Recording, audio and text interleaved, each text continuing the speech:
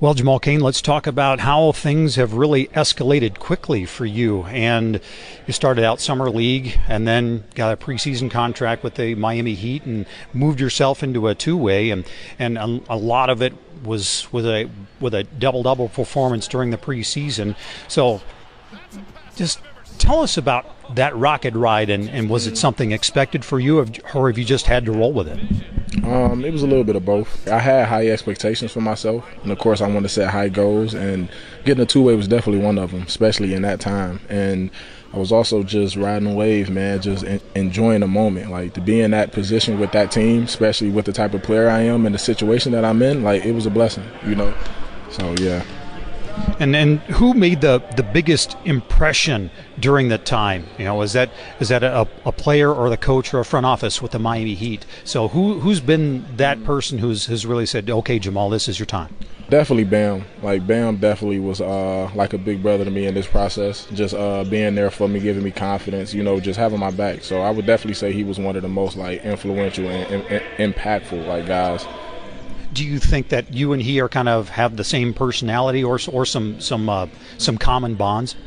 Both like to play hard, you know. Both like to play in the post a little bit, like to create plays for our teammates, you know, like offensive rebounding and stuff like that. And I feel like he sensed that from me, like through training camp, through preseason. So just wanted to be there, like as a big brother, like as he been doing so. Looking at his career and what he's been able to accomplish, and how do you get into a defensive mind like that and be able to pick some things from what he can do?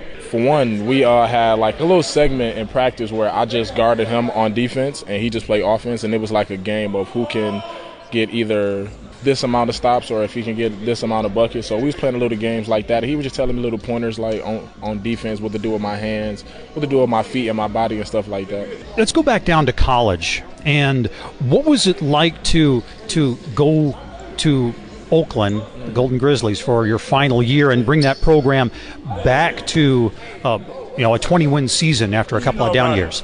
It was definitely like a goal of mine as well. That's something that me and Campy talked about before I even like attended the school.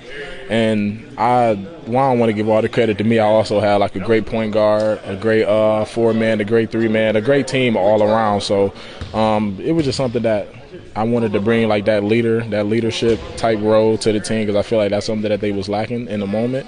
But everything worked out, you know, as planned, and I'm happy that I attended the school.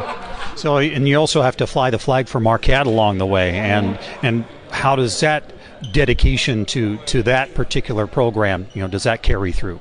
Oh yeah, for sure. Marquette definitely gave me the grit, the hunger, you know, the patience and stuff like that I needed for sure, because knowing the road that I was going to be on, it wasn't going to be like a straight shot to the NBA. It was going to have some bumps in the road, and that's something that Marquette definitely like installed in me, and I appreciate that time that I have there for sure. So what have the Heat been able to tell you as an organization, okay, these are the things that, Jamal, you need to do to help us and help yourself along the way? Just be a spark, man. I feel like that's something that I do very well. Like if it's grabbing an offensive rebound, if it's tipping it out, if it's guarding the best player, if it's running the floor hard, I feel like that's something that I just bring to the table, and I don't need skill to do it. And that's something that Miami definitely like. So, speaking of skills, so are there a couple of things that you can work on, you know, as the season gets ready, or at least at the G League level, and some things you can do at the NBA level? So there are some little tweaks that you can improve on during this season. Yeah, I would say adjusting to the speed of the game for sure, because like in college, everything is like, you know, you can only hold the ball for this amount of time. You got to get everyone involved. I'm not saying it's not like that in the league, but it's a lot slower. You know, it's a lot more thinking before moving and stuff like that. So the process from college to the league definitely been not a struggle, but it's something I have to adjust to. Yeah, there's some intensity differences, I imagine, between the two games, and, you know, moving and getting the spacing right, and things are different in both leagues. Right. Oh yeah, for sure. Because like I said, in college, like you're trying to move at one speed, like, and at certain times that's like what the games calls for in college. But in the league, it's more of getting everyone involved in a way, just playing at the speed that's like comfortable for everyone else. You got guys that can contribute so many different like skill sets in the game. You got to be able to like showcase all of that. So it's definitely a slower game. Thanks, Jamal. I appreciate the time. Appreciate you.